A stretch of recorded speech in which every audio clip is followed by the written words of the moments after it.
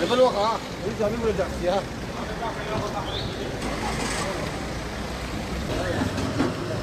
Ya yakıta niye bu kadar zam geliyor onu söyle. Dayı.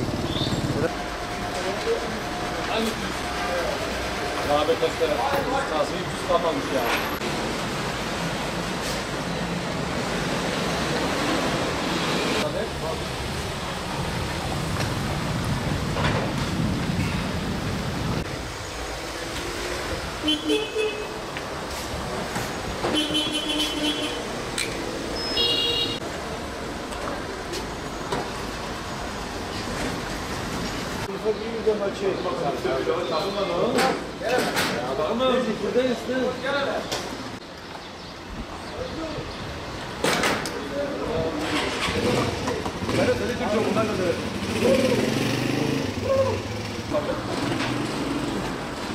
Toplamasını verin hemen.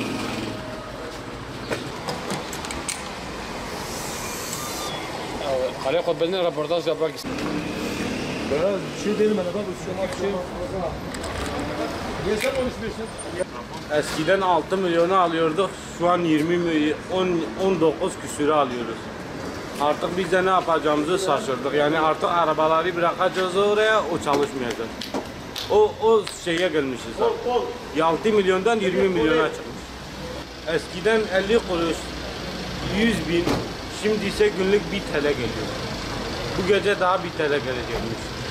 Artık ne yapacağımızı şaşırdık. Artık arabayı bırakacağız oraya, çalıştırmayacağız. Da yapılacak tek şey ancak ucuzlaması. Eskiden 100 TL koyarken 10 litre geliyordu. Şimdi artık o da gelmiyor. Araç süremez hale geldik. Hani anlıyoruz şu anda hakikaten dünya piyasalarında bir sıkıntı var, enerji krizi var. Bir petrol varlığı eskiden 30 dolarken şu anda 115 dolardır. Devlet yani biz petrol zengini bir ülke değiliz. Ama devlet de buna bir çözüm getirmesi lazım. Hakikaten sıkıntı var, sıkıntı büyük. Esnaflar olsun. Şu anda herkes araç süremez hale gelmiş. Vallahi kesilemez olduk şu anda artık her gün zam geliyor. Şu anda sıkıntı büyük. Ama devlet bu esnaflara yönelik bir çözüm getirmesi noktasında elinden geleni yapması lazım. Onu diyorum, başka bir şey diyemiyorum. Abi zaten her gün zam geliyor. Artık zaten bununla baş edemiyoruz. Artık arabayı kullanmayı bırak da arabayı evde çıkartmayı artık çıkartamıyoruz bu arabalarımızı artık. Yani ne yapacağımızı artık bilemiyoruz. Ben eskide gelip de depomu fulliyordum. Şu anda geliyordum 100 lira, 150 lira, 200 lira koyuyorum.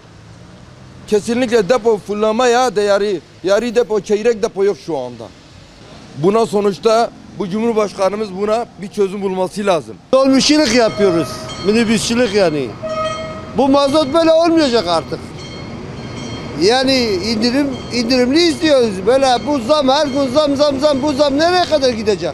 Sabah geliyor, akşam geliyor, öğlen geliyor. Ya o zam geliyor. Bir yılda bir kere geliyor. Böyle olmaz ki. 1 milyona yetişti litresi. 7 milyondan 20 milyona çıkmış. İki ayın içinde. Böyle olur mu ya? İşler eskiden iyiydi ama şimdi hiç yok yani. Abi az sayıda hem de çok az sayıda. Biz de şaşırmışız artık yani iş yok. Yani millet araca binemiyor. Kimse yakıt alamıyor yani. Yani 100 milyona eskiden 15 litre, 17 litre geliyor. Şimdi 5 litre geliyor. Kimse binemiyor araca yani. Yani millet araca binemeyecek hale gelmiş artık. Bu yani zamlar konusunda, fiyat konusunda tepki veren çok oluyor. Yani millet hakikaten yani haklıdır da öyle sessiz kalıyor. Biz ne diyebiliriz?